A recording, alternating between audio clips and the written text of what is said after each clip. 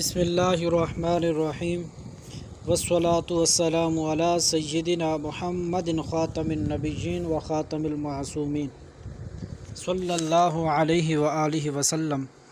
عزیز طلباء کرام، السلام علیکم ورحمۃ اللہ وبرکاتہ۔ عزیز طلباء کرام، آج کا ہمارا سبق والغلبۃ علی العقل بالاغماء والجنون سے شروع ہو رہا ہے، لیکن سبق شروع کرنے سے پہلے آپ سے ایک چھوٹی سی ریکویسٹ ہے کہ اگر آپ ہمارے چینل پر نئے ہیں تو ہمارے چینل کو سبسکرائب کیجیے تاکہ ہر آنے والی ویڈیو کا نوٹیفیکیشن جلد ہی آپ تک پہنچتا رہے۔ تو سبق شروع کرتے ہیں۔ بسم اللہ الرحمن الرحیم۔ والغلبۃ علی العقل بالاغماء والجنون، اور عقل پر بے ہوشی کا غلبہ آ جانا اور جنون، یہ دونوں جو ہیں وضو کو توڑنے والے ہیں۔ عقل پر اگر بے ہوشی کا غلبہ آ جائے یا جنون پاگل پن ہو، ان دونوں سے وضو جو ہے وہ ٹوٹ جاتا ہے۔ دلیل دیتے ہیں کیوں ٹوٹ جاتا ہے۔ لِأَنَّهُ فَوْقَ النَّوْمِ مُتَّجِعًا فِي الْإِسْتِرْخَاءِ، کیونکہ ان دونوں میں سے ہر ایک پہلو کے بل سونے سے بڑھ کر ہے استرخاء کے اندر، استرخاء مفاصل کے اندر نیند سے بڑھ کر ہے اغماء اور جنون۔ نیند کے اندر بھی جو ہے وہ انسان پر غفلت طاری ہو جاتی ہیں، اور اغماء اور جنون کے اندر بھی غفلت طاری ہو جاتی ہیں، لیکن اغماء اور جنون کے اندر جو غفلت ہے یہ نیند سے بڑھ کر ہے، کیونکہ اگر انسان جو ہے وہ سویا وہ ہو، اگر انسان کو ہلایا جائے تو وہ انسان جاگ جائے گا، لیکن اغماء کے اندر اگر اس کو جتنا بھی ہلاتے رہیں تو اس کو پتہ تک نہ چلے گا، اور جنون کے اندر بھی یہی ہے۔ تو اس لیے کہتے ہیں کیونکہ ان دونوں میں سے ہر ایک، یعنی اغماء اور جنون میں سے ہر ایک پہلو کے بل سونے سے بڑھ کر ہے استرخاء کے اندر، اور اغماء جو ہے یہ بے ہوشی جو ہے یہ حدث ہے، وضو کو توڑنے والی ہے تمام احوال کے اندر۔ نیند کے اندر تو یہ تھا نا کہ پہلو کے بل سونا، تکیہ لگا کر سونا یا کسی چیز کے ساتھ ٹیک لگا کر سونا، اس کے اندر تو یہ وضو ٹوٹے گا۔ قیام، قعود، رکوع، سجود کے اندر اگر نیند آ جائے تو وضو جو ہے وہ نہیں ٹوٹے گا۔ تو نیند جو ہے وہ تمام احوال کے اندر ناقض وضو نہیں تھی، لیکن جو اغماء ہے یہ تمام احوال کے اندر، تمام حالتوں کے اندر وضو کو جو ہے وہ توڑنے والا ہے۔ والاغماء حدث فی الاحوال کلیہا، اور اغماء جو ہے وہ وضو کو توڑنے والا ہے تمام احوال کے اندر۔ وہو القیاس فی النوم، اور یہی قیاس ہے نیند کے اندر۔ قیاس بھی اسی چیز کا تقاضا کرتا ہے کہ نیند بھی تمام احوال کے اندر وضو کو توڑنے والی ہو، کہ جس طرح اغماء کے اندر غفلت طاری ہوتی ہے، اس طرح نیند کے اندر بھی انسان پہ غفلت طاری ہوتی ہے۔ تو قیاس تو اس چیز کا تقاضا کرتا ہے، جس طرح اغماء جو ہے وہ تمام احوال کے اندر وضو کو توڑنے والا ہے، اسی طرح نیند بھی تمام احوال کے اندر وضو کو توڑنے والی ہو۔ لیکن ہم نے جو یہ کہا کہ قیام، رکوع اور سجود کی حالت میں اگر نیند آ جائے تو وضو کو نہیں توڑے گی، اور پہلو کے بل سونے سے اور تکیہ لگا کر سونا اور ٹیک لگا کر سونا، ان حالتوں کے اندر اگر نیند آ گئی تو نیند جو ہے وہ وضو کو توڑ دے گی، یہ ہم نے عقل کے بل بوتے پہ نہیں کہا، بلکہ اس کو ہم نے حدیث سے پہچانا ہے۔ حدیث اس چیز کے اندر، حدیث کے اندر یہ وضاحت ہے کہ قیام، رکوع اور سجود کے اندر اگر نیند آ جائے تو نیند جو ہے وہ وضو کو نہیں توڑتی۔ وَهُوَ الْقِيَاسُ فِي النَّوْمِ، اور یہی قیاس ہے نیند میں بھی۔ إِلَّا أَنَّا عَرَفْنَاهُ بِالْأَثَرِ، مگر بے شک ہم نے اس کو پہچانا ہے حدیث سے۔ وَالْإِغْمَاءُ فَوْقَهُ فَلَا يُقَاسُ عَلَيْهِ، اور بے ہوشی جو ہے وہ نیند سے اوپر ہے غفلت کے اندر۔ فَلَا يُقَاسُ عَلَيْهِ، لہٰذا بے ہوشی کو نیند پہ قیاس نہیں کیا جا سکتا۔ وَالْقَهْقَهَةُ فِي صَلَاةٍ ذَاتِ رُكُوعٍ وَسُجُودٍ، فرماتے ہیں کہ کہا لگانا رکوع و سجود والی نماز کے اندر یہ بھی وضو کو توڑ دے گا۔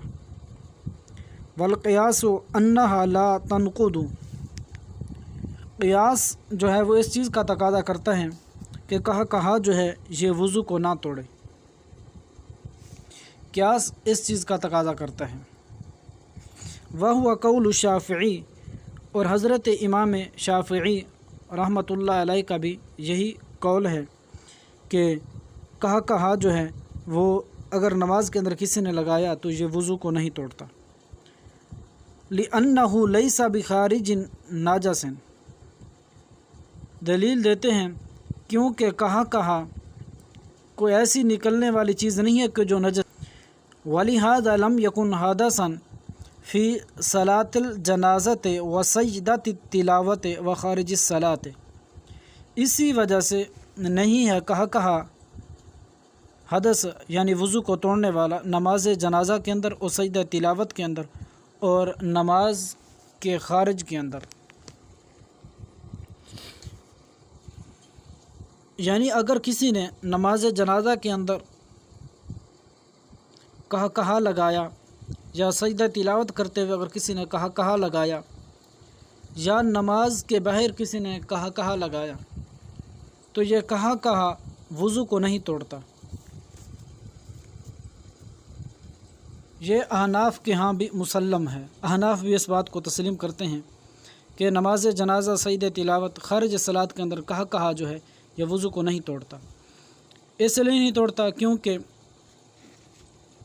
وضو تو تب ٹوٹے گا جب خروج نجاست ہوگا، کہا نجاست کا خروج نہیں ہے، کہا لگانا یہ کوئی خروج نجاست تو نہیں ہے۔ اس وجہ سے امام شافعی کہتے ہیں کہ وضو نہیں ٹوٹے گا اگر کسی نے کہا لگایا۔ والانا، ہماری دلیل، ہم نے کہا تھا کہ اگر کسی نے رکوع و سجود والی نماز کے اندر کہا لگایا تو اس کا وضو جو ہے وہ ٹوٹ جائے گا۔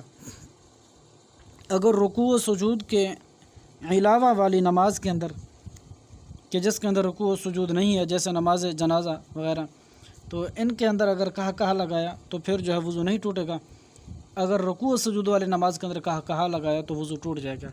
ہماری دلیل وَلَنَا قَوْلُهُ علیہ السلام عَلَى مَنْ ضَحِكَ مِنْكُمْ كَهَّةً فَلْيُعِدِ الْوُضُوءَ وَالصَّلَاةَ جَمِيعًا، کہ آپ صلی اللہ علیہ وسلم نے فرمایا کہ وہ شخص جس نے تم میں سے کہا لگایا نماز کے اندر، پس چاہیے کہ وہ وضو اور نماز دونوں کو لوٹائے۔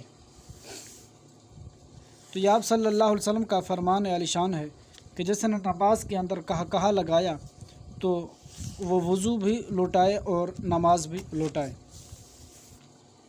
تو اس بنا پہ ہم نے کہا تھا کہ رکوع و سجود والی نماز کے اندر کسی نے کہا لگایا تو اس سے نماز ٹوٹ جائے گی۔ وَبِمِثْلِهِ یترک، سے اس جیسی حدیث سے یترک القیاس، قیاس کو چھوڑا جائے گا۔ یعنی قیاس تو تقاضا کرتا ہے کہ وضو جو ہے وہ نہ ٹوٹے نماز کے اندر کہا لگانے سے، کیونکہ خروج نجاست نہیں ہوا، لیکن چونکہ حدیث آ گئی ہے تو ہم حدیث پر عمل کریں گے، قیاس کو ترک کر دیں گے۔ والآثر وارد فی صلاۃ مطلقۃ، اور حدیث جو ہے وہ نماز مطلق کے بارے میں نازل ہوئی ہے، یعنی نماز کامل کے بارے میں جو ہے وہ وارد ہوئی ہے۔ فیقتصر، لہٰذا اسی پر منحصر ہوگا۔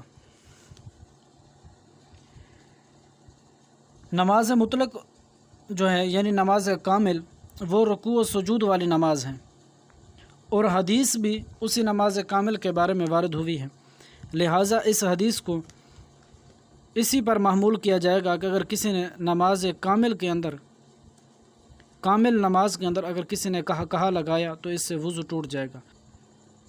وَالْقَهْقَهَةُ مَا يَكُونُ مَسْمُوعًا لَهُ وَلِجِيرَانِهِ، اب یہاں سے کہا اور ضحک کی تعریف کر رہے ہیں۔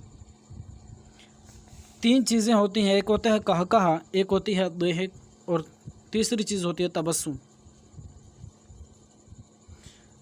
کہا کہتے ہیں کہ اتنا زور سے ہنسنا کہ ہنسنے کی آواز جو ہے وہ خود بھی سنے اور اس کا ساتھ والا ساتھی بھی سنے، اور ضحک کہتے ہیں کہ اتنا زور سے ہنسنا کہ خود تو سنے آواز کو لیکن ساتھ والا ساتھی جو ہے وہ نہ سنے۔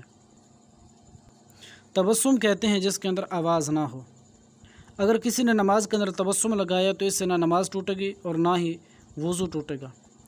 اگر کسی نے دیہک نماز کے اندر لگایا تو اس سے نماز ٹوٹ جائے گی، وضو جو ہے وہ نہیں ٹوٹے گا۔ اور اگر کسی نے نماز کے اندر کہا لگایا تو اس سے وضو بھی ٹوٹ جائے گا اور نماز بھی ٹوٹ جائے گی۔ کہا تو ما یکون مسموعا لہ ولجیرانہ، کہا وہ ہے کہ جو سنے خود بھی ہنسنے والا اور اس کا ساتھی بھی۔ والضحک ما یکون مسموعا لہ دون جیرانہ، اور ضحک وہ ہے کہ ہنسنے والا خود تو سنے لیکن اس کا ساتھ والا ساتھی نہ سنے۔ اور ایک قول کی بنا پر وَهُوَ عَلَى مَا قِيلَ، اور ایک قول کی بنا پر ضحک کے بارے میں یہ کہا گیا ہے کہ ضحک جو ہے یفسد الصلاۃ دون الوضوء، کہ یہ نماز کو تو توڑ دے گا لیکن وضو کو نہیں توڑے گا۔ تو آج کے سبق کو یہیں پر اختتام کرتے ہیں، ختم کرتے ہیں۔ السلام علیکم ورحمۃ اللہ وبرکاتہ۔